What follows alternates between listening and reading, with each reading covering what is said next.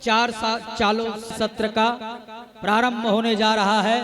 अतः सभी माताओं से, बंधुओं से, भाइयों से निवेदन करना चाहूंगा कि शीघ्र ही आकर के बैठे और बैठ करके रात्रिकालीन सत्र का आनंद ले, आनंद उठावे।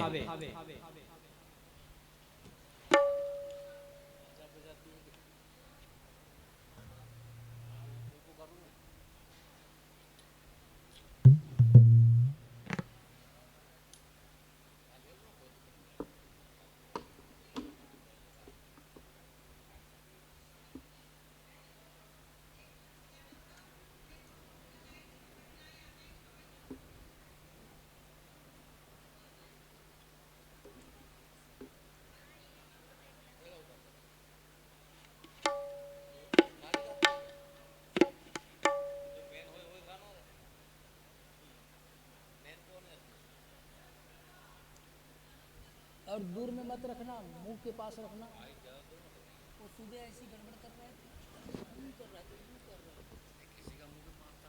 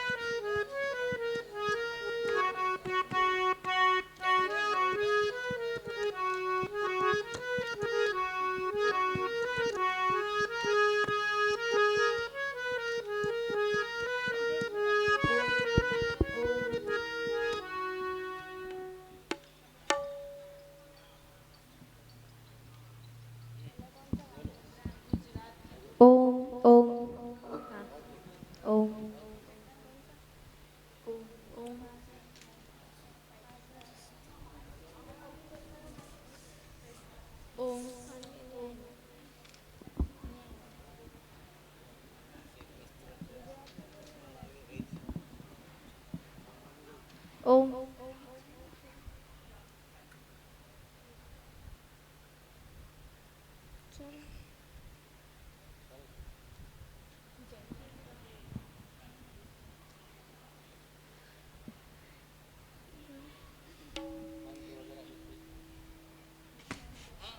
ये कुर्सी भी जो है इधर ले आओ, थोड़ा सा सामने दिखना चाहिए, छूट जाते हैं आप मिलन में।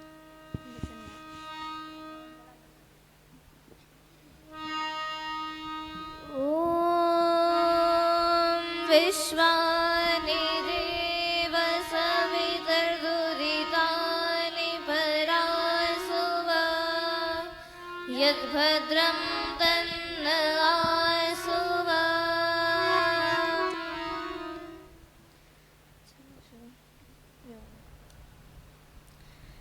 गुजरात की पुण्य धरा से एक योगी ऐसा आया, संदेश दिया वेदों का और दयानंद कहलाया। गुजरात की पुण्य धरा से एक योगी ऐसा आया, संदेश दिया वेदों का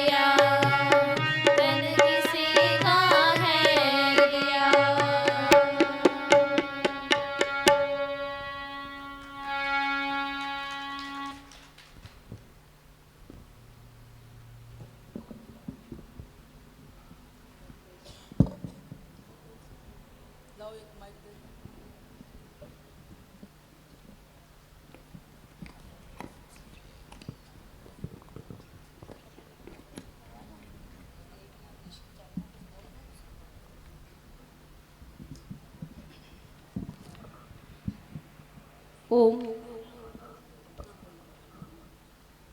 ओम। बहुत ही सुंदर कन्या गुरुकुल मोहन बड़ोदिया की ब्रह्मचारिणियाँ, बहुत ही सुंदर। मैं नहीं मेरा नहीं, यह धन किसी ने और दिया। बहुत ही सुंदर प्रस्तुति। आइए सायंकालीन सत्र प्रारंभ करने जा रहे हैं। 8:19 हो चुका है। ये माताओं से और आप लोगों से निवेदन है, पीछे बिल्कुल छोड़ ही दीजिए। जितना पास में आएंगे उतना बोलने वालों को थोड़ा सा बल मिलता है, सबल मिलता है। तो मैं माताओं से निवेदन करूंगा कि पास में, वहाँ जहाँ बैठे हैं उससे अच्छा पास में आकर के बैठे। आप लोगों के गांव में कोई ऑर्केस्ट्रा आ जाए, कोई नाचने वाले आ जाए, तो कोई दूर में बैठता है जी, हाँ या ना? पास में आकर के। और भी कहते हैं, कोहनी लगाते हैं कि हटे हट हट उधर और हट। और इतनी बड़ी पंडाल है और आगे में कोई ना बैठे तो अच्छा नहीं लगता है। इसीलिए हमेशा जो अच्छे लोग होते हैं, सत्संग प्रेमी होते हैं और जो अच्छे स्टूडेंट होते हैं, वो सामने में पहले प्रथम पंक्ति में बैठते हैं। बैठते हैं कि नहीं बैठते हैं? आओ हम सब, भगवान श्री राम जी का आज जन्म दिवस है, हम सब मना रहे हैं। रामनवमी के पावन बेला पर सायंकालीन सत्र हमारा प्रारंभ हो रहा है।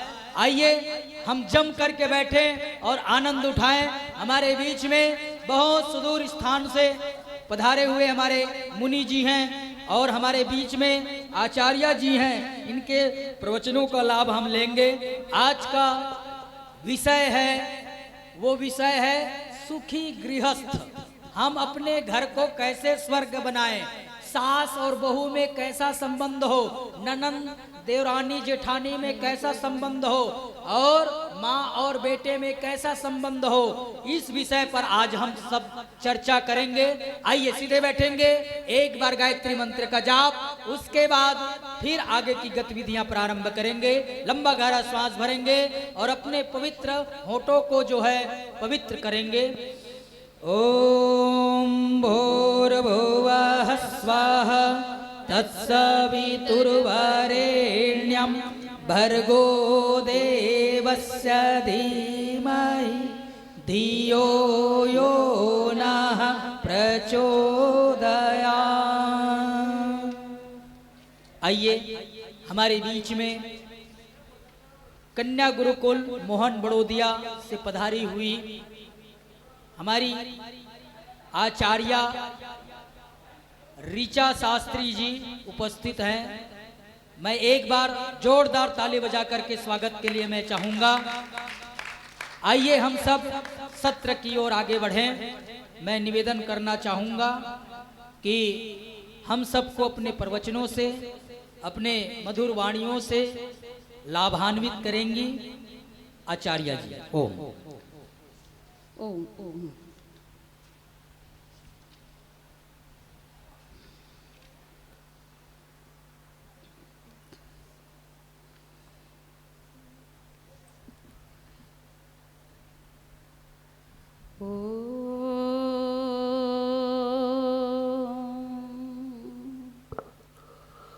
तद्विष्णुः परमं पदं सदा पश्यन्ति सूरयः दिवीव चक्षुराततं दिवीव चक्षुराततम् ॐ विश्वानि देव सवितर् दुरितानि परासुव यद्भद्रं तन्न आसुव यद्भद्रं तन्न आसुव। ओम शांति शांति शांति। मंच पर उपस्थित भ्राता श्री विद्वद्वरेण्य आचार्य श्रेष्ठ गुरु परंपरा के संवाहक मुनिवर मुनिश्रेष्ठ मैं शिव नाम शुचि शद मुनि जी, आपका बहुत बहुत धन्यवाद। आपने इस मंच को सुशोभित किया। समीप में बैठे हुए मालवा की धरती के भीष्म पितामह मेरे पितृवत्सल, जिनको मैं अपने पूज्य पिताजी कहती हूँ, यानी उनका जो जीवन है वो मेरे पिताजी के साथ बीता है, तो मैं उनको भी मंच पर आमंत्रित करूंगी, वो भी आए और मंच पर बैठें। विद्वान लोग मंच की शोभा के लिए ही होते हैं, तो आप आइए। प्रेरणा के स्रोत गुरुजी, आदरणीय सज्जन वृंद, मेरी श्रेष्ठ मातृशक्ति। विषय गंभीर भी है और इसे गंभीर न भी माना जाए। मैं आपसे उपदेश में बात नहीं करूंगी। इच्छा तो ये है कि महिलाओं के साथ जब उनको समझने का प्रयास करते हैं, जैसा इस विषय को रखा गया है, अभिभावकों के साथ वह संदेश देना है, तो वो आपको संदेश जो दिया जाएगा वो कुछ प्रमाणों के साथ, कुछ आपकी सुनूंगी, कुछ अपनी कहूंगी, कुछ बच्चों के गीत के माध्यम से अपनी बात को आपके सामने रखूंगी। आज रामनवमी का पर्व है। रामनवमी हम रामायण से लेते हैं। आपने सुबह के दोपहर के उसमें सुना कि आज राम जी का जन्म हुआ, सीता माता उनकी धर्मपत्नी सहचरी बनी। क्या समय रहा होगा वो सहचरी बनने का? राम जी के जन्म के बाद क्या ऐसी विषय आए होंगे जिससे उनको सीता जैसी एक सहधर्मणी प्राप्त हुई? किसी कन्या का किसी के साथ संयोग होना ये ईश्वर के अधीन होता है, लेकिन सीता जैसी पवित्र आत्मा और राम जैसा चरित्र हमारे सामने यदि हम कल्पना भी करें तो शायद हमारे परिवारों के अंदर नहीं मिलता है। सीता, आज जितनी भी महिलाएं हमारे सामने बैठी हैं वो सीता का स्वरूप समझकर मैं उनके सामने बात करूंगी। आप सीता हैं। सीता पवित्रता की प्रतिमूर्ति थी, सती थी, योग्य थी, सहधर्मणी थी। और कल्पना हम किस चीज की करते हैं? राम राज्य की। आज सब यही कहते हैं ना, राम राज्य होना चाहिए। ये जो हमारे बालक बैठे हैं छोटे छोटे, ये हमारे राम राज्य के प्रतीक हैं। इनसे राम राज्य बनेगा। और वो बनेगा कब? एक कवि की बहुत सुंदर पंक्तियां हैं, मैं आपके सामने उनको उद्धृत करना चाहूंगी कि आज नारी पहुंच तो गई बहुत ऊपर, बहुत ऊपर चली गई है। कहां चली गई है? जिम्मेदारियों का बोझ जब परिवार पर पड़ा, जिम्मेदारियों का बोझ जब परिवार पर पड़ा तो ऑटो रिक्शा भी चलाने लगी बेटियां। तो ऑटो रिक्शा भी चलाने लगी बेटियां। साहस के साथ अंतरिक्ष तक भेदने लगी बेटियां। सुना सेना में भर्ती और वायुयान उड़ाने लगी बेटियां। और कितने उदाहरण ढूंढ कर आपको पेश करूं। हर क्षेत्र में शक्ति आजमाने लगी बेटियां, हर क्षेत्र में शक्ति आजमाने लगी बेटियां। क्या सुनाऊं और क्या बताऊं? वीरों की शहादत पर, अर्थी पर, शमशान घाट पर भी जाने लगी बेटियां। आज नारी शिक्षा की दृष्टि से बहुत ऊंची चली गई है, लेकिन यदि परिवारों की दृष्टि से देखा जाए तो हम परिवारों से कट गए हैं। कोई भी संयुक्त परिवार में रहना नहीं चाहता। आपके मालवा के क्षेत्र में मैं बहुत देखती हूँ, लगभग सभी लोग मिश्रित परिवारों में रहते हैं। मैंने बहुत परिवार ऐसे देखे हैं, दादी भी हैं, ननद भी रहती हैं, यदि तलाकशुदा हैं तो वो भी रहती हैं। बहुत सारी ऐसी परिवार मैंने देखे हैं जो रहते हैं। तो क्या सिर्फ उससे हमारा राम राज्य स्थापित होगा?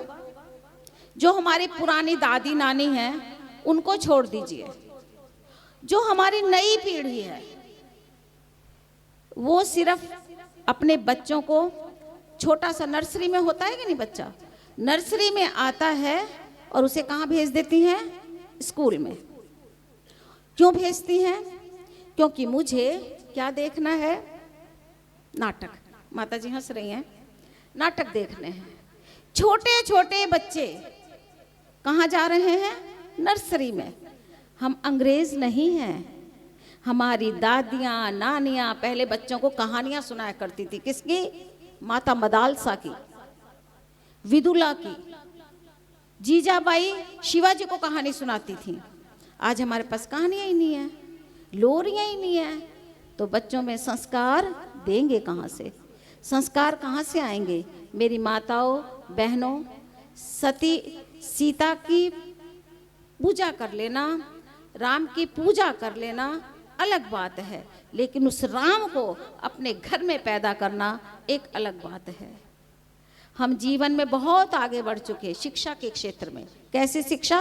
भौतिक शिक्षा, लेकिन आध्यात्मिक शिक्षा में हम बहुत पीछे रह गए। मैं एक सरल शब्दों में आपको बता रही हूं। जब राम जी वनवास के लिए जाते हैं तो पिता दशरथ ने क्या कहा था कि 14 वर्ष के वनवास के लिए तुमको जाना है। ये शब्द दशरथ ने नहीं कहे थे। किसने कहे थे? माता कैकेयी ने कहे थे कि मैं कुछ बोलने की स्थिति में न हुई, माता से पूछो ये क्या कहना चाहती हैं। तो उसने कहा कि पिताजी की इच्छा है आप 14 वर्ष के लिए वनवास चले जाइए। कि तो उन्होंने ये नहीं कहा जैसे आजकल के बच्चे कहते हैं क्यों, क्या हुआ, कैसे, मेरी क्या गलती है, मैं क्यों जाऊं। कुछ भी नहीं कहा। क्या कहा? तथास्तु, जैसी आपकी इच्छा है। तो ये आज्ञा कहाँ से आई? पिता दशरथ से। दशरथ को क्या कहता है, क्या कहा जाता है कि दशरथ वो थे जियो 10 रथों के मालिक थे, यानी जिन्होंने 10 इंद्रियों पर विजय प्राप्त कर ली थी, इसलिए उनको दशरथ कहते थे। इतने जितेंद्रिय पुत्र के घर में कौन पैदा हुआ? राम पैदा हुआ। और दशरथ और क्यों कहते थे उनको कि 10 रथों की बलगाएं एक साथ खींच करके उन्होंने देवासुर संग्राम किया था। तो हम दशरथ क्यों नहीं बन पा रहे? मैं अपने को भी कह रही हूं, हम लोग दशरथ क्यों नहीं बन पा रहे? हम लोग अपने जितेंद्रियता में अपनी इंद्रियों को क्यों नहीं वश में कर पा रहे? अपने आप की माताएं, जो आज की माताएं हैं, क्यों नहीं कर पा रही हैं? क्योंकि हमने जो भौतिकवादी टीवी चैनल देख देख के अपने आप को आगे बढ़ा लिया है, हम उसमें ही तृप्त हो गई हैं। हमारे बच्चे कुछ भी देखते हैं, कुछ भी सीखते हैं, हमें उससे कोई लेना देना नहीं होता है। मेरी बात सही है या गलत? मैं आपसे प्रश्न के रूप में पूछूंगी। आप लोगों को ऐसा लगता है कि हम अपने बच्चों की तरफ ध्यान दे रहे हैं कि नहीं? जो नई बहनें बैठी हैं वो बताएंगी, आप अपने बच्चों की तरफ पूर्ण रूप से ध्यान दे रही हैं या नहीं? शर्माना नहीं है, बताइए। मैं तो आपसे बात कर रही हूँ, बात करूंगी आज, उपदेश नहीं देना है। संस्कार आप दे पाती हैं या नहीं? नहीं दे पाते, नहीं दे पाते। तो क्या कारण है आप नहीं दे पाते? क्योंकि हमारा जो स्वाध्याय था, हमारा जो अच्छे अच्छे ग्रंथों को पढ़ने का जिम्मा था, आप कहेंगे कि हम तो पढ़े ही नहीं है। कोई 5वीं पास होगी, कोई 10वीं होगी, कोई आज तो लड़कियां उससे भी ऊपर पढ़ रही हैं। तो स्वाध्याय की परिसीमा हमारी समाप्त हो गई है। हम स्वाध्याय करना नहीं चाहते, इसलिए हम अपने बच्चों को भी उस लाइन पे लाना नहीं चाहते। हम सिर्फ स्कूली शिक्षा तक अपने बच्चों को ले जाना चाह रहे हैं। और कैसी स्कूली शिक्षा? आपने एक नाम सुना होगा, लॉर्ड मैकाले। सुना है? किन्हीं ने सुना है नाम? जो हम शिक्षा, पाश्चात्य शिक्षा पढ़ रहे हैं, ये किसकी है? लॉर्ड मैकाले की दी हुई। तो हम ऊपर देखिए, सामने क्या लिखा हुआ है? सनातन संस्कृति। तो सनातन संस्कृति कहाँ है हमारे पास? सनातन संस्कृति होगी तो हमारे बच्चे राम बनेंगे। सनातन संस्कृति होगी तो हमारे बच्चे सीता बनेंगे। सनातन संस्कृति होगी तो हमारे बच्चे विदुला बनेंगे। सनातन संस्कृति होगी तो हमारे बच्चे मदालसा बनेंगे। और सनातन संस्कृति होगी तो हमारे बच्चे वीर शिवाजी बनेंगे। कहाँ है वीर शिवाजी? नहीं है। एक भजन अभी मेरे बच्चे गाएंगे, देवियां देश की जाग जाए तो युग स्वयं बदल जाएगा। कौन है शक्ति? कौन है शक्ति? इस विश्व की शक्ति सबसे बड़ी कौन है? आप। नारियां हैं शक्ति। नारियां क्या नहीं कर सकती? नारियां चाहे तो हिमालय पे ठोकर मार सकती हैं, नारियां चाहे तो भूमि में से जल निकाल सकती हैं, नारियां चाहे तो कहीं कुछ भी कर सकती हैं। तो वो कार्य तो हमें करना पड़ेगा, पर कैसे? उसके लिए थोड़ा सा तो आपको अपने अध्ययन को, अपने आसपास के क्षेत्र में, आप कथा सुनने जाते हैं ना, जाते हैं कि नहीं? भागवत की कथा सुनने जाते हैं, तो भागवत की कथा से आपको ज्ञान प्राप्त होने वाला नहीं है। आपको अपने मन में झांकना होगा कि ये जो आने वाली संतति है ना, इसको हम कैसे सुधारें। मेरे 4 पोते हैं, उनमें से एक बड़ा 6 साल का है। मैं यहाँ हूँ या मैं गुरुकुल में हूँ, 9:30 बजे फ़ोन करता है और फ़ोन से कहता है अम्मा कहानी सुना दो। फ़ोन में कहानी सुनाती हूँ और जब तक 2 या 3 कहानियाँ नहीं सुना दूंगी तब तक उसको तसल्ली नहीं होती है। फिर दूसरे दिन वो कहानी पूछती हो या मैं फिर दोबारा वही कहानी कभी सुना दूं तो यूँ कहेगा अम्मा ये कहानी सुना चुकी हो, दूसरी सुनाओ। स्मृति में है तो क्यों इनकी स्मृति में नहीं हो सकता? क्यों नहीं आप अच्छी अच्छी कहानियां सुनाते? आप और कुछ मत कीजिए, गायत्री मंत्र ही इनको रटवा दीजिए। एक बिंदु संस्कार का पड़ेगा, संस्कार आपको डालने हैं। हमारा समय, आचार्य जी बैठे हुए हैं, आपको बहुत अच्छी अच्छी बातें बताएंगे। बहुत बड़े विद्या मार्तंड हैं, वेद मर्मज्ञ हैं। तो मैं तो सिर्फ इतना से ही कहूँगी, क्योंकि नारी के ऊपर तो हम पुरानी बातें लेके बैठ जाएं, यत्र नार्यस्तु पूज्यन्ते रमन्ते तत्र देवताः यत्र इतास्तु न पूज्यन्ते सर्वास्तत्र फला क्रिया। तो आज हमारे समाज में हो ही रहा यही। नारी की स्थिति आपके मालवा को तो मुझे नहीं पता, लेकिन हमारे यूपी में तो बहुत खराब है।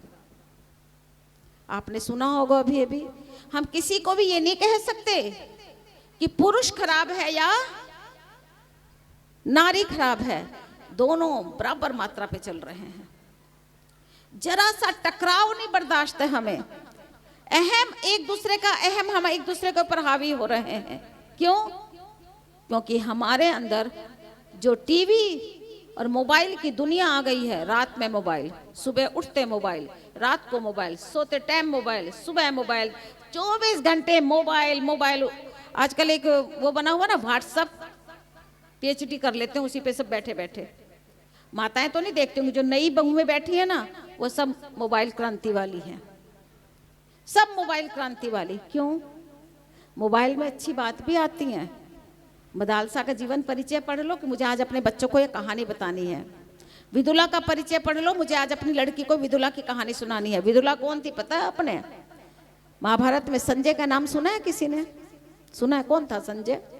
धर्म क्षेत्रे कुरुक्षेत्रे समवेतायुत्सवः मामकः पांडवाश्चैव किम कुर्वत संजय। कि संजय इतना कहना चाहिए योग की दृष्टि थी उसके पास, दूर बैठा हुआ सब चीज समझ लेता था, पहचान लेता था। अभिमन्यु का नाम सुना है? नाम सुना है, पर अभिमन्यु हम में से कोई है?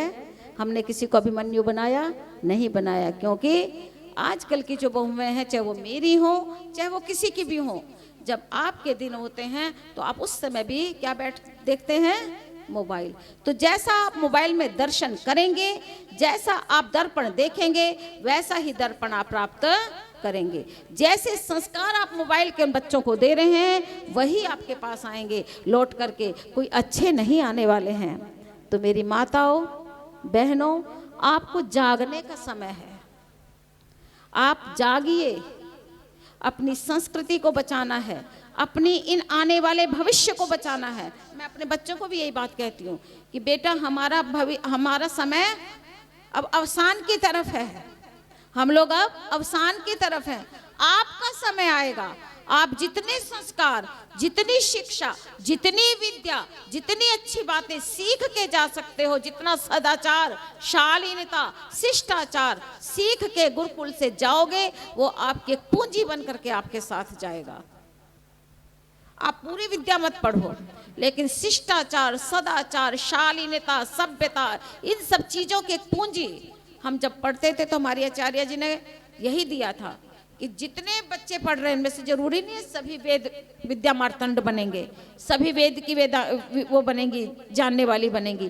कुछ ऐसे भी होंगी जो गृहस्थ को सतधर्म मार्ग पर लेके जाएंगी, जो गृहस्थ की धुरी को, परिवार की धुरी को लेकर के जाएंगी।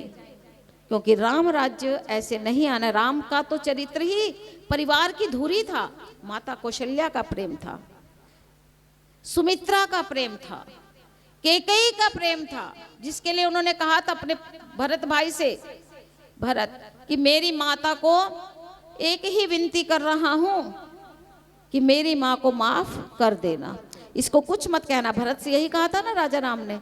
और यदि आजकल के बच्चे होते तो क्या कर देते हैं, वो बात बता रहे थे ना गुरु दोपहर को, आचार्य जी कहते हैं पट्टीदार, आचार्य जी बता रहे थे पट्टीदार। पट्टी भी नहीं रही अब तो, सीधी यो हो गई है। पट्टी तो बाद की बात थी, आजकल तो ये है कैंची नहीं करतनी। आपने कुछ कहा नहीं कि करतनी चली नहीं, तो अपनी करतनी को उठाना नहीं है, सामंजस्य बिठाना है। राम की तरह सामंजस्य बिठाइए परिवार का। वनवास मिल गया तो भी मस्त होके चले गए, राज्याभिषेक के लिए हुआ तो भी मस्त से राज्याभिषेक स्वीकार किया। राज्याभिषेक के बाद यहाँ तो इतनी लड़ाइयाँ हो जाती हैं घरों में आजकल, भाई भाई का ही दुश्मन हो रहा है। जबकि वेद क्या कहता है, अनुव्रतः पितुः पुत्रो माता पात्रा भवतो सम्मनाः। अवज्ञा नहीं, माता पिता की अवज्ञा नहीं करनी, गुरुजनों का अवमानना नहीं करनी। अभिवादनशीलस्य नित्यं वृद्धोपसेविनः चत्वारि तस्य वर्धन्ते आयुर्विद्या यशोबलम। अभिवादन करेंगे परंपरा ही नहीं है तो कैसे आयु, विद्या, यश और बल बढ़ेंगे। यदि अपने बच्चों में आयु, विद्या, यश, इसको छोटे शब्दों में कहूं तो हेल्थ, वेल्थ एंड विजडम, स्वस्थ सुंदर शरीर, शारीरिक बल और सबसे बड़ी बुद्धि यदि हम चाहते हैं अपने बच्चों में, तो उसके लिए हमें अपने बच्चों को गर्भ से ही संस्कारित करना पड़ेगा। जब भी बालक या कोई माता इस तरह की स्थिति में होती है तो अपने मोबाइल को, अपने टीवी को बंद कर दीजिए। नहीं बंद कर सकते हैं तो उसमें अच्छी अच्छी वीरोचित कहानियों को देखिए, फिर देखिए आपके यहाँ अभिमन्यु पैदा होता है कि नहीं, आपके यहाँ माता मदालसा पैदा होती हैं कि नहीं, आपके यहाँ विदुला पैदा होती हैं कि नहीं, होंगी। कहानियों में नहीं, आपको पैदा करनी है। क्यों? संस्कारात् द्विज उच्यते। संस्कार से ही दूसरा जन्म होता है। कर्मणा जायते शूद्रः संस्कारात् द्विज उच्यते। कर्म से तो हम सभी एक जैसे पैदा होते हैं, लेकिन हमारे संस्कार हमें द्विज यानी दूसरे जन्म की तरफ लेकर के जाते हैं।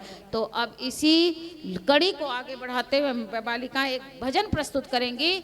देवियां देश की जाग जाए तो युग स्वयं बदल जाएगा। ये आप लोगों के लिए है। आपको अपने पुरुषार्थ को सिद्ध करना है, आपको अपने आप को बनाना है आगे।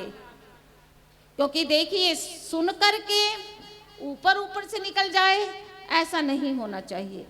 आप चाहे एक बिंदु लेकर के जाइए, आपके मस्तिष्क में वो बात होनी चाहिए। आप सीता की तरह बना सकती हैं, आप स्वयं सीता बन सकती हैं। आजकल तो परिवारों में कलह इतना होने लग गया है, जरा सा कुछ कहती नहीं, सास ने कुछ कहा नहीं तो मुंह फुला के बैठ जाती हैं बहू रानी।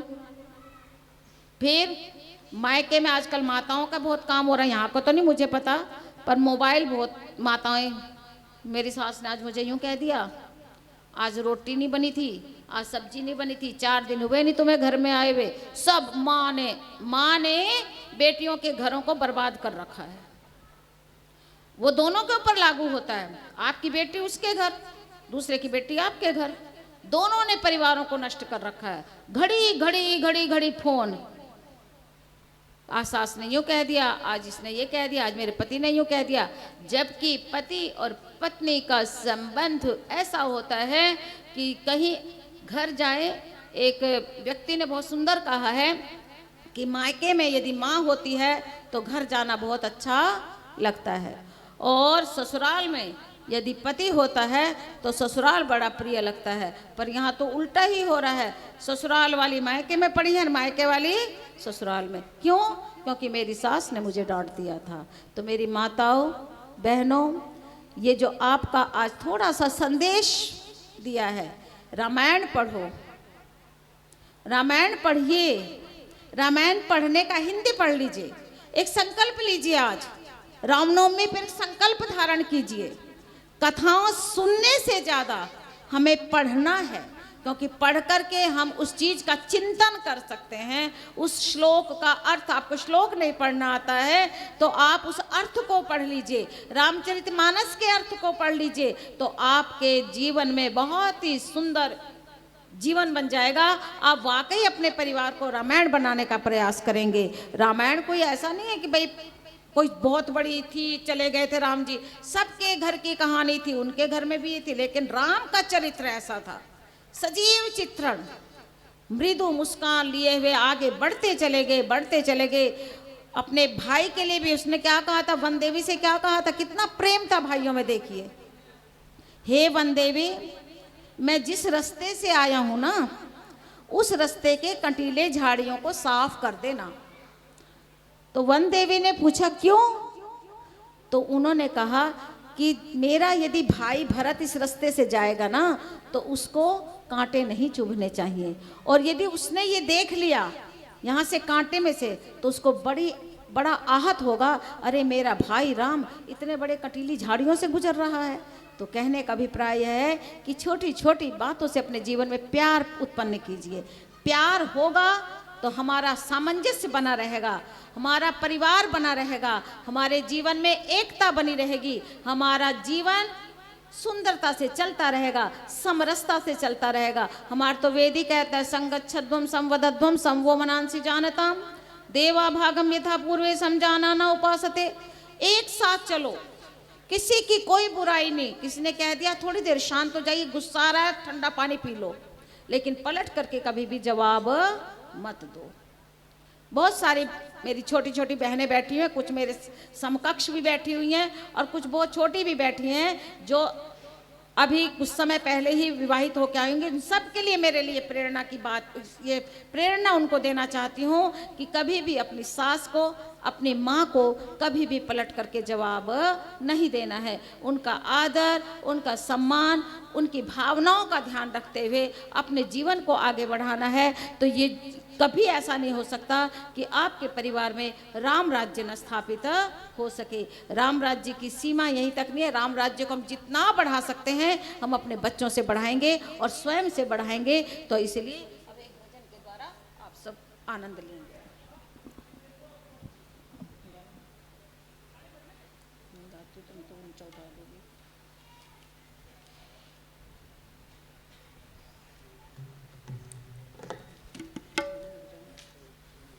चलिए भजन गाएंगे, सभी बड़े आनंद से इस भजन का आनंद लेंगे और इसके एक एक शब्द पर जाएंगे।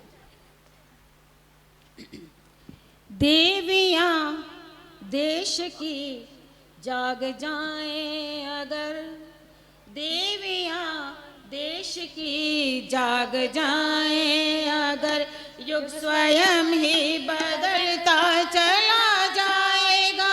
देवियां देश की जाग जाएं अगर, युग स्वयं ही बदलता चला जाएगा। देवियां देश की जाग जाएं अगर, युग स्वयं ही बदलता चला जाएगा। युग स्वयं ही बदलता चला जाएगा। देवियां देश की जाग जाएं अगर, मूर्ति पुरुषार्थ में है सदाचार की, श्रम से सहसाध्य अधिकार की। मूर्ति पुरुषार्थ में है सदाचार की, श्रम से सहज साध्य अधिकार की। देवियां सादगी साध जाएं अगर, देवियां सादगी साध जाए अगर, पुरुष स्वयं ही बदलता चला जाएगा, देवियां देश की जाग जाए अगर, युग स्वयं ही बदलता चला जाएगा, देवियां देश की जाग जाए अगर। वीर संतान से कोख खाली नहीं, गोद में कौन सी शक्ति पाली नहीं, वीर संतान से कोख खाली नहीं, गोद में कौन सी शक्ति पाली नहीं, जननिया शक्ति को साध पाए अगर, जननिया शक्ति को साध पाए अगर, शौर्य शिशुओं का बढ़ता चला जाएगा, शौर्य शिशुओं का बढ़ता चला जाएगा, देवियां देश की जाग जाए अगर, युग स्वयं ही बदलता चला जाएगा, देवियां देश की जाग जाए अगर, युग स्वयं ही बदलता चला जाएगा, देवियां देश की जाग जाए अगर। छोड़ दे नारियां अगर गलत रूढ़ियां, छोड़ दे नारियां अगर गलत रूढ़ियां, तोड़ दे अंधविश्वास की बेड़ियां, तोड़ दे अंधविश्वास की बेड़ियां, नारियां दुष्प्रथाएं मिटाए अगर, नारियां दुष्प्रथाएं मिटाए अगर, दंभ का दम निकलता चला जाएगा, दंभ का दम निकलता चला जाएगा, देवियां देश की जाग जाए अगर, देवियां देश की जाग जाए अगर, युग स्वयं ही बदलता चला जाएगा, देश स्वयं ही बदलता चला जाएगा, देवियां देश की देवियां देश की देवियां देश की जाग जाए अगर। इन्हीं शब्दों के साथ भजन की श्रृंखला तो बहुत लंबी है, पर समय हमें आगे चलने की इजाज़त नहीं दे रहा है, तो इन्हीं शब्दों के साथ आप सबसे एक यही बात कहना चाहूँगी कि आप जागिए और अपने बच्चों को जगाइए और इनके अंदर देशभक्ति, राष्ट्रभक्ति और प्रेम भक्ति और संस्कारों की शक्ति को ओतप्रोत कर दीजिए, फिर देखिए हमारा राम राज्य आता है या नहीं। धन्यवाद। ओम शांति। बहुत ही सुंदर व्याख्या पारिवारिक। एक बार पुनश्च हमारी आचार्य के लिए जोरदार करतल ध्वनि से स्वागत करें। देवियां जाग जाए अगर तो देश का उद्धार हो सकता है। किसी ने खूब कहा, उठ जाग मुसाफिर भोर भई, अब रैन कहाँ जो सोवत है, जो सोवत है सो खोवत है, जो जागत है सो पावत है। उठ नींद की अखियां खोल जरा, अपने प्रभु को ध्यान लगा, यह प्रीत करण की रीत नहीं, प्रभु जागत है तू सोवत है। आओ, जागने का जमाना आ गया है। अभी नवरात्रि चल रहा था और नवरात्रि शब्द जो है अपूर्ण है व्याकरण के दृष्टि से। नवरात्रि नहीं होता, नवरात्र होता है। तो इसलिए दिन और रात को मिला करके एक आन्हिक होता है। आन्हिक मतलब दिन और रात्र मतलब रात। तो कहते हैं कि नवरात्र में जागरण का है और देवियां अगर जाग जाए तो निश्चय ही समाज का, परिवार का कल्याण हो सकता है। मैं पुनश्च धन्यवाद देना चाहूँगा आचार्य जी का। यज्ञ की ब्रह्मा बहुत सुंदर यज्ञ को संचालित कर रही हैं। आइए हम सब मिल करके अपने परिवार को सुशोभित करें, अपने परिवार को स्वर्ग बनाए और अपने परिवार में सामंजस्य बनाए। बिना सामंजस्य के परिवार नहीं चल सकता, क्योंकि जितना अधिकार पुरुषों का है उससे भी ज्यादा अधिकार माताओं का है, क्योंकि माताओं का स्थान सबसे ऊंचा है। पुरुषों से भी सबसे ज्यादा स्थान किसका है? बोलिए जी। माताओं का। किनका है? माताओं का। शक्ति किसके पास ज्यादा है? माताओं को।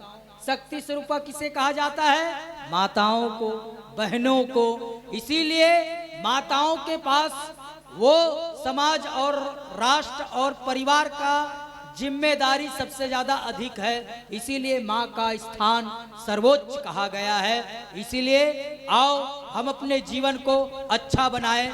3 प्रकार के श्रोता होते हैं। ये 3 बात बता करके मैं अपने वाणी को विराम दूंगा। आगे की ओर और बढ़िया आपको सुनने को मिलेंगे। ध्यान से सुनिएगा। 3 प्रकार के श्रोता हैं और अपने आप को आकलन कर लेना जरूर। कहते हैं समाज में 3 प्रकार के भक्त होते, 3 प्रकार के श्रोता होते हैं। एक व्यापारी था। व्यापारी जो है बड़नगर चले गए और व्यापारी बड़नगर जाकर के मूर्ति ढूंढने लग गए और मूर्ति ढूंढते ढूंढते उन्होंने 3 प्रकार के मूर्ति को देखा और तीनों प्रकार की मूर्तियां एक जैसी बनी हुई है। मुंह भी, आंख भी, कान भी, नाक भी, उसमें कोई डिफरेंस नहीं है, कोई अंतर नहीं। ध्यान से सुनना। ओ गुड़िया इधर देखो, फिर बाद में पूछूंगा मैं। ध्यान से सुनना। कहते हैं 3 प्रकार की मूर्तियां एक जैसी है और व्यापारी ने कहा दुकानदार से कि ये बताओ ये 3 प्रकार की जो मूर्तियां है ये तीनों एक जैसी है, रंग रूप सब चीज एक जैसा है, इसमें कोई अंतर नहीं है, ये बताओ इनकी कीमत क्या है? तो उसने कहा पहली वाली मूर्ति की कीमत 100 रुपया। और उसने कहा दूसरी वाली की, उसने कहा 1000 रुपया। और तीसरी वाली की मूर्ति का कीमत 1 करोड़। कितना जी? पहली वाली की बोलिए, जोर से बोलिए। मतलब आज उपवास थे क्या आप लोग? हैं? नवरात्रि का बोलो तो जोर से। अभी झगड़ा हो जाए, लड़ाई हो जाए तो ये माता यहां से दहाड़े तो 4 पड़ोसी सुने। सुनते हैं कि नहीं सुनते हैं? उनके झगड़ा देख लेना गांव में, और शहरों में तो मत पूछो। हाँ, तो कहते हैं पहली वाली मूर्ति की कीमत, दूसरी वाली की हाँ जी 50,000 और अंतिम वाली की 1 करोड़। उसने कहा, व्यापारी ने कहा दुकानदार से इसमें क्या क्वालिटी है, क्या विशेषता है जो 100 रुपया की, 1000 रुपया की, करोड़ रुपया की?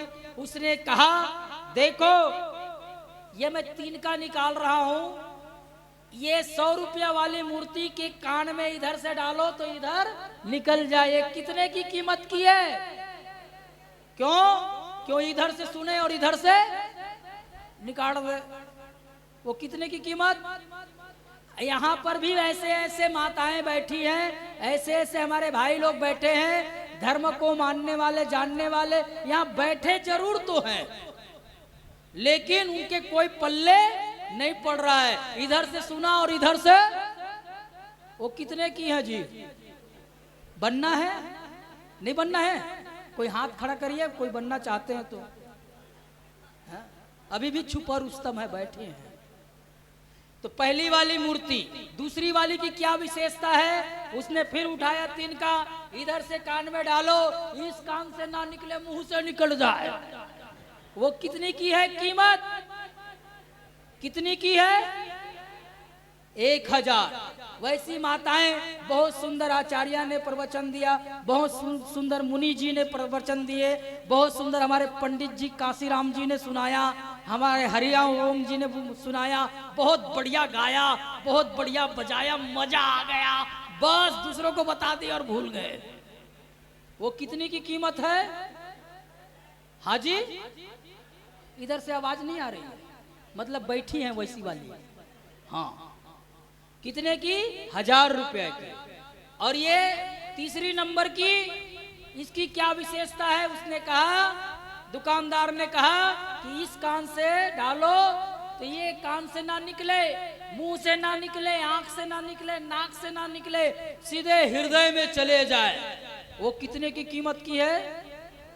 हाँ जी, तो बताइए आप कितने वाली मूर्ति बनना चाहते हैं? हाथ खड़ा करिए। 1 करोड़ वाले, जो नहीं किया वो मैं समझ जाऊंगा ये 100 रुपया वाले ही है ना। आइए, तो हमको 100 करोड़ रुपया बन करके जाना है, अपने दिल में उतारना है, जीवन में उतारना है। जो जो भी बातें यहाँ पर विद्वान जन आपको बता रहे हैं, वैसे ही अपने हृदय में धारण करना है। अपने परिवार का निर्माण करना है, बच्चों का निर्माण करना है, अपने घरों में यज्ञ को स्थापित करना है, अपने घरों में सत्यार्थ प्रकाश का वासन करना है, अपने घरों में स्वर्ग बनाने का प्रयास करना है। आओ, इन्हीं शुभाशाओं के साथ मैं आमंत्रित करना चाहूंगा सुदूर स्थान से पधारे हुए, देवगढ़ से, देवगढ़ की धरती से पधारे हुए पंडित हरिओम जी सरल जी भजनों की प्रस्तुति करेंगे। आइए हम पारिवारिक संबंधित भजन सुनेंगे। उसके पश्चात हमारे बीच में आदरणीय बहुत ही दूर से पधारे हुए सूची सद मुनि जी शिवदत्त जी पांडे हमारे बीच में उपस्थित है। वेद मर्मज्ञ, वेदों के उपदेशक, गुरुकुल सुल्तानपुर के संचालक हमारे बीच में उपस्थित हैं। आइए हम सब सुनेंगे। मैं आदरणीय हरिओम जी सरल, इनका नाम ही हरिओम जी है। लगभग 4 साल से हम साथ में चल रहे हैं। जी हाँ, गांव गांव, टापरे टापरे आदिवासी क्षेत्रों में घूस घूस करके हम प्रचार कर रहे हैं और जगा रहे हैं, जागो जागो, अब जाग गए, अब सोना क्या रे। ऐसे हम जगा रहे हैं। हम तो चौकीदार हैं, जागते रहो जागते रहो। और जो आप बैठे हैं, आप जमींदार हैं। अच्छा ये बताओ, चौकीदार बड़ा कि जमींदार? हाँ जी, इधर से आवाज नहीं आ रही है। जमींदार बड़ा होता है, चौकीदार छोटा होता है। इसीलिए हम तो छोटे आदमी जगाने आए हैं, जागो। आइए मैं निवेदन करूंगा हमारे पंडित जी से, हरिओम जी से, हम सबको भजनों के द्वारा लाभान्वित करें। ओम।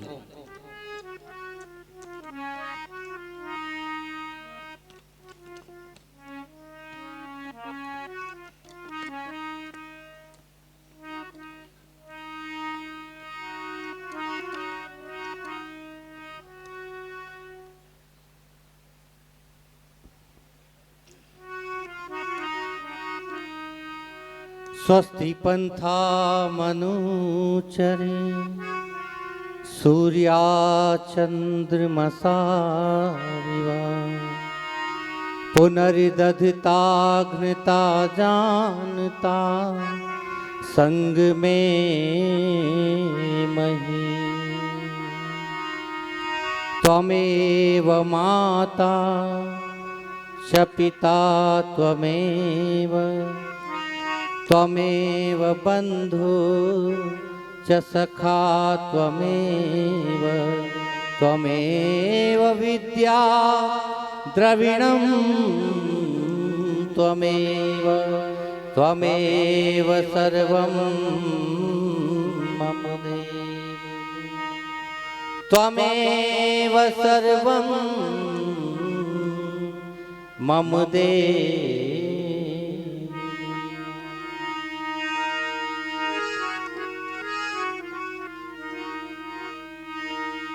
ये पहले जैसा देश हो मेरा, ऐसा ऋषि ने सोचा था।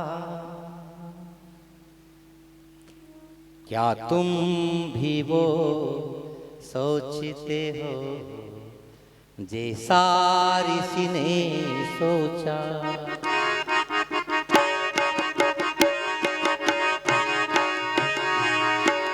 पहले जैसा देश हो मेरा, ऐसा ऋषि ने सोचा था।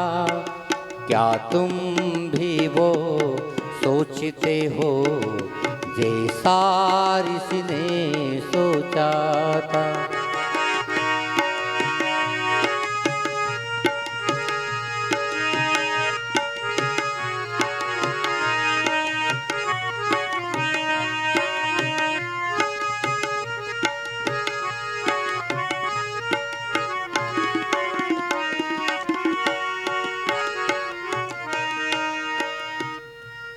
घर में हो राम से बेटे, घर में हो कृष्ण से योगी।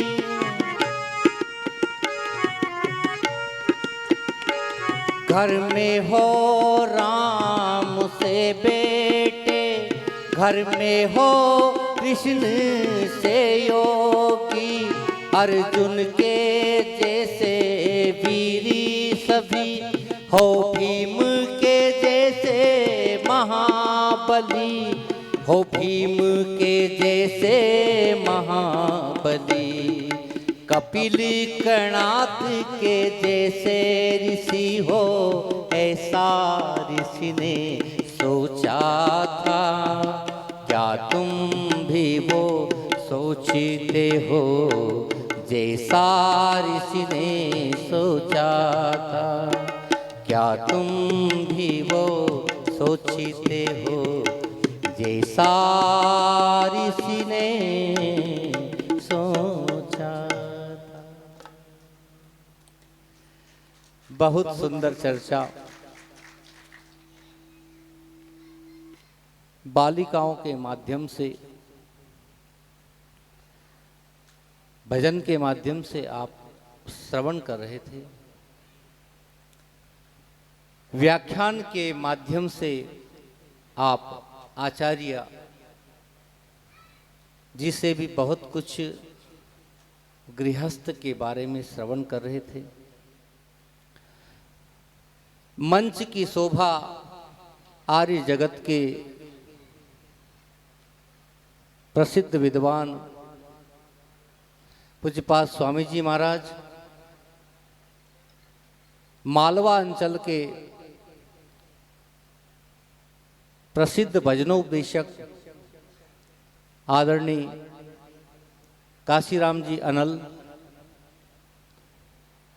इस आयोजन का कुशल संचालन कर रहे हैं।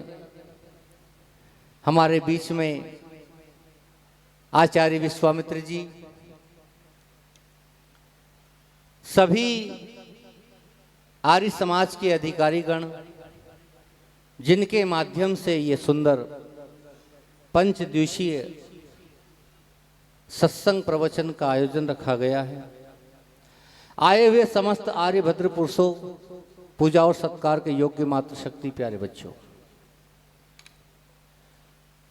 जिस गृहस्थ की चर्चा और जिस गृहस्थ में हम लोग रहते हैं, उसका सबसे बड़ा महत्व क्या है? तो कहते हैं इसका यही महत्व है, प्रेम से मिलकर चलो, बोलो सभी ज्ञानी बनो, पूर्वजों की भांति तुम कर्तव्य के मानी बनो। हो समान विचार सबके, चित्त मन सब एक हो, ज्ञान देता हूं बराबर भोगिता सब नेक हो। कैसा रहना चाहिए माताओं घर में? प्रेम से रहना चाहिए। कौन कौन रहती है प्रेम से? हाथ तो खड़ा करो। किसका किसका नाम है प्रेमली? है किसी का नाम? प्रेम बाई है किसी का नाम? नहीं है।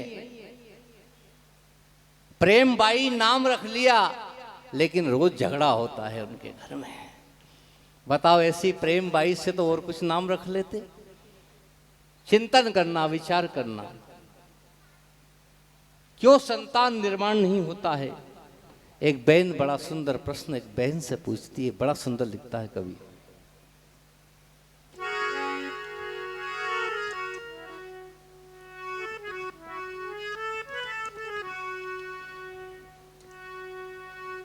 सफल ग्रस्त का रहस्य समझाओ। सुनना, आप चित्त लगाकर सुनना। क्या बताया था? 100 रुपये वाली बन के नहीं रहना है। नाक कट जाएगी। नाक किसकी कटेगी? मौलाना की नाक कटेगी। है? अब नाम परिवर्तन हो रहा है, विक्रमपुर की नाक कटेगी। तो नाक अपन कोई सुरपन का थोड़ी बेटी हैं जो नाक कटा के जाएंगे। अरे नाक बचा कर जाएंगे और नाक बना कर जाएंगे, बना के जाएंगे ना। क्या कहती वो बहन, प्रश्न किया उसने, हो सफल ग्रस्त का तुम रहस्य समझाओ, तुम कैसे व्यवहार करती हो सफल ग्रस्त का रहस्य समझाओ, तुम कैसे व्यवहार करती हो सफल, तुम कैसे व्यवहार करती हो सुनो सुनना, सुनो सुनना, सुमन को लगा के मैं जैसे व्यवहार करती हूँ हो सुनो सुनना, सुमन को लगा के मैं जैसे व्यवहार करती हूँ, सफल गृहस्थ का रहस्य समझाओ, तुम कैसे व्यवहार करती हो।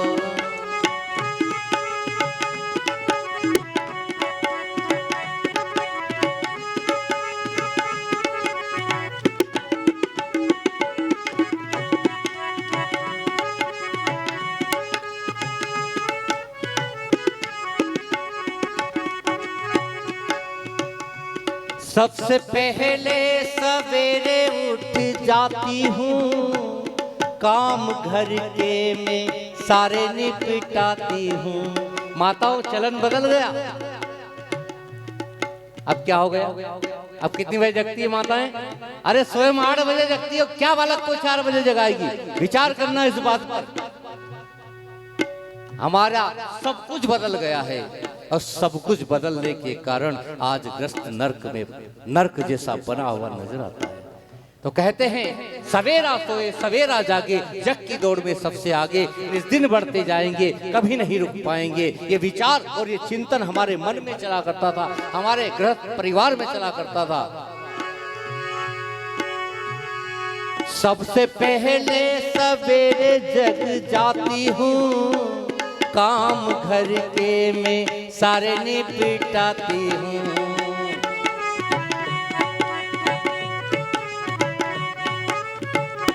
सबसे पहले सवेरे जग जाती हूँ, काम घर के में सारे निपटाती हूँ। शुद्धि रखती हूँ घर को लिप पोत के, प्रातः और शाम यज्ञ रचाती हूँ।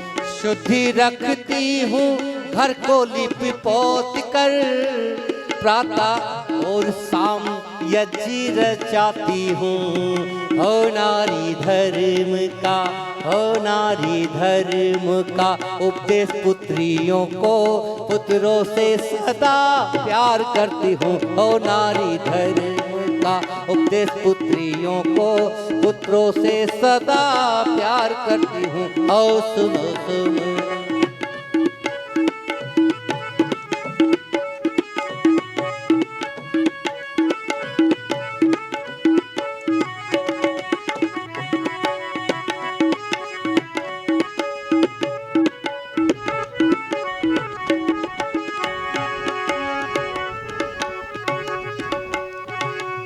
अन्य जगह बात अधिक नहीं करती, अपने घर के दर को छोड़ के। मैं ऐसे वैसे नहीं किसी के दर बदर नहीं जाती हूँ, कहीं ऐसी बात नहीं करती हूँ। आज तो समय बदल गया है, लेकिन पहले की माताएं बैठिए, जिनकी 60 वर्ष की उम्र हो, जिनकी 70 वर्ष की उम्र हो, जिनकी 75 वर्ष की उम्र हो, ये माताएं कहते हैं कुंडी पे पानी लेने जाया करती थी। और कुंडी पे पानी लेने जाती थी, एक घड़ा यहाँ, फिर उसके ऊपर घड़ा, घड़े के ऊपर घड़ा, घड़े के ऊपर घड़ा। उसके बाद भी कहते जब खास सहेली मिल जाती थी, घड़े के ऊपर घड़ा, कंधे पे ने, बाजू में बाल्टी, उसके बाद भी कोई खास सहेली मिल जाए ना, तो याद रखना वो घड़े पे घड़े का कोई वजन नहीं है, साइड में बाल्टी का कोई वजन नहीं है, रस्सी कंधे पे पड़ी है उसका कोई वजन नहीं है। लेकिन वो क्या करती है, उस वजन को सहन करने के बाद खास सहेली मिल जाती है, तो कहते उससे कितनी देर तक बात कर लेती ये पता नहीं है। लेकिन ये बहन कहती है मैं अनायास किसी के घर नहीं जाती,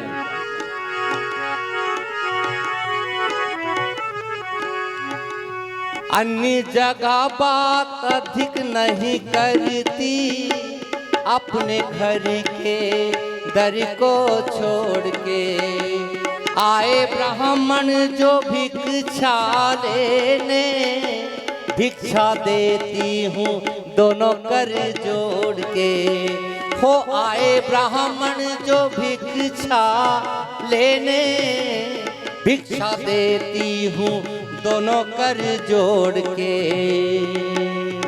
हो रखती गौओं को, हो रखती गौओं को रत्नों की भांति, मैं घास भूसा न्यार करती हूँ। हो सुनो सुना सुमन को लगा के, मैं जैसे वह वार करती हूँ। हो सुनो सुना सुमन को लगा के, मैं जैसे वह वार करती हूँ। हो सुनो सुमना, हो सुनो सुमना, हो सुनो सुमना। सुनो सुमना सुमन को लगा के, मैं जैसे व्यवहार करती हूँ। ऐसे व्यवहार से हमारा काम चलता है। अच्छा, एक हाथ से ताली बजती है कि दोनों हाथ से? बताओ, दोनों हाथ से बजती है? हमने तो एक हाथ से बजाते हुए देखा है। फिर आप कहोगे कहाँ बजाते देखा? एक हाथ से। याद रखना, कोई भी एक हाथ से ताली नहीं बजा सकता है, ये पक्की बात है। दोनों हाथ मिलते हैं तो ताली बजती है। इसी प्रकार ये ग्रस्त जीवन भी, और मैंने एक चिंतन किया है कि विचार किया है कि कहते हैं ग्रस्त जीवन कैसा है, तो ग्रस्त जीवन किसकी तरह होना चाहिए? ग्रस्त जीवन मैंने एक अंकलन लगाया, संगीत की तरह होना चाहिए।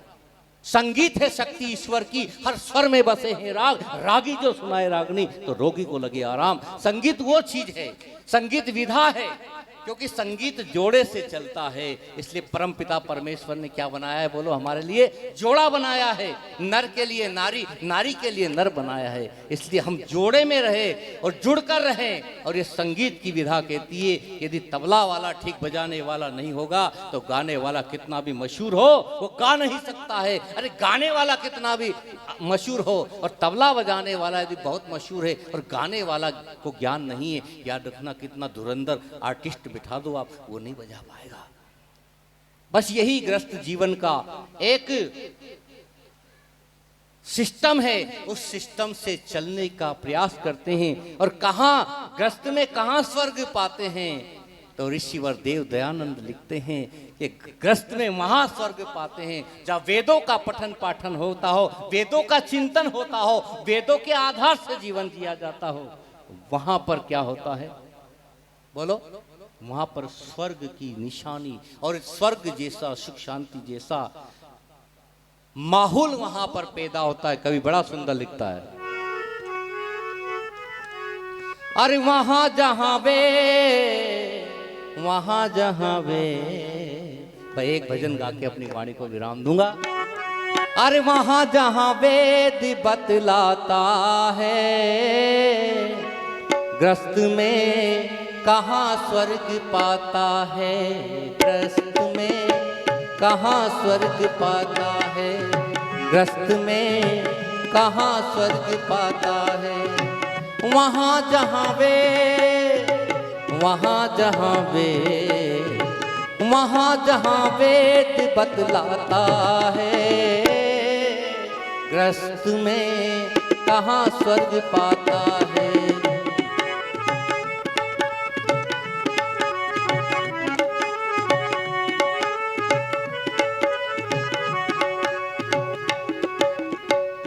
वर शुभ गुण युक्त पत्नी को चाहे, वर शुभ गुण युक्त पत्नी को चाहे, वर भी वधू के मन में समाए, वर भी वधू के मन में समाए।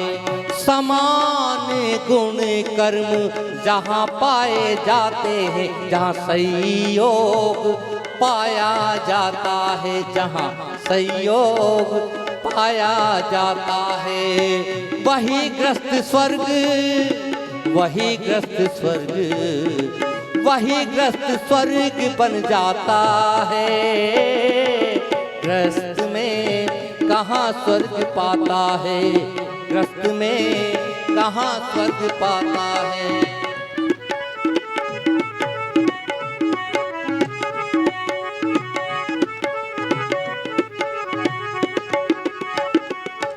अंतिम पंक्ति कहता है कभी, माता पिता का सुत आज्ञाकारी, माता पिता का हो सुत आज्ञाकारी, अनुकूल आचरण और करे प्रेम भारी, अनुकूल आचरण और करे प्रेम भारी। पति पत्नी हो प्रसन्न साके पुजारी, पति पत्नी हो प्रसन्न साके पुजारी। वाणी में जहाँ मीठास पाते हैं, वाणी में मीठास पाते हैं, वही ग्रस्त स्वर्ग, वही ग्रस्त स्वर्ग, वही ग्रस्त स्वर्ग बन जाता है। कहाँ स्वर्ग पाता है, ग्रस्त में थालियां कहाँ स्वर्ग पाता है, ग्रस्त में कहाँ स्वर्ग पाता है, कहाँ स्वर्ग पाता है, कहाँ स्वर्ग पाता। ग्रस्त में कहाँ स्वर्ग पाता है, वहाँ जहाँ वेद बतलाता है। इन्हीं शब्दों के साथ आप सभी का बहुत बहुत धन्यवाद। आपने दर्जित होकर इन विचारों को सुना। ओम शांति शांति शांति। बहुत सुंदर आप उपदेश सुन रहे थे पंडित हरिओम जी का। एक बार पुनश्च जोरदार ताली बजा करके स्वागत करें। ये ताली कमी हो रही है। ताली बजाने से एक्यूप्रेशर होता है, हार्ट लिवर किडनी। मैं कम से कम बाबा रामदेव के पास 10 साल रहा, मुझे मालूम है ताली बजाने से एक्यूप्रेशर होता है और बहुत सारी बीमारियां दूर हो जाती है। इसलिए निद्रा और तंद्रा को, आलस्य को छोड़ने के लिए ताली बजाना बहुत जरूरी है। पुनश्च जोरदार ताली के साथ हमारे हरिओम जी बहुत सुंदर गृहस्थ में अपने जीवन को कैसे बनाना चाहिए उनका भजन रहा, बहुत ही सुंदर। आइए हमारे बीच में विद्वत गण विराजमान है। मैं आदरणीय डॉक्टर सुचि सद मुनि जी, शिवदत्त जी हमारे बीच में मुनि जी उपस्थित हैं और बड़े ही वेद मर्मज्ञ, वेदों के उपदेशक, गुरुकुल सुल्तानपुर उत्तर प्रदेश के संचालक हमारे बीच में विराजमान हैं। आइए हम सुखी गृहस्थ के क्या उपाय है, किस प्रकार से अपने घर को हम स्वर्ग बना सकते हैं, पति पत्नी में संबंध कैसा हो, सास बहू में संबंध कैसा हो, पुत्र और पिता में संबंध कैसा हो, आइए हम जाने वेद क्या कहता है, धर्म क्या कहता है, रामायण क्या कहता है, गीता और महाभारत क्या कहता है। आओ हम सब जाने और अपने जीवन में उतारें और 1 करोड़ रुपया मूर्ति बन करके यहाँ से जाएं। इन्हीं शुभ आशाओं के साथ हमारे बीच में आदरणीय आचार्य श्री विराजमान हैं। एक बार पुनश्च करतल ध्वनि के साथ आमंत्रित हम करते हैं आचार्य जी को। एक बार जोरदार ताली बजा करके स्वागत करें।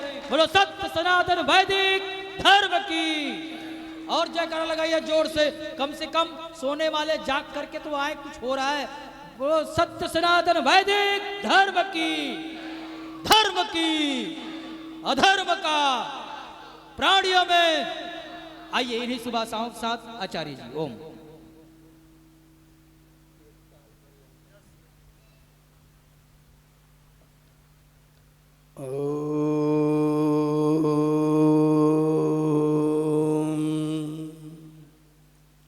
यो भूतं च भव्यं च सर्वं यश्चादितिष्ठति सर्वस्य च केवलं तस्मै ज्येष्ठाय ब्रह्मणे नमः।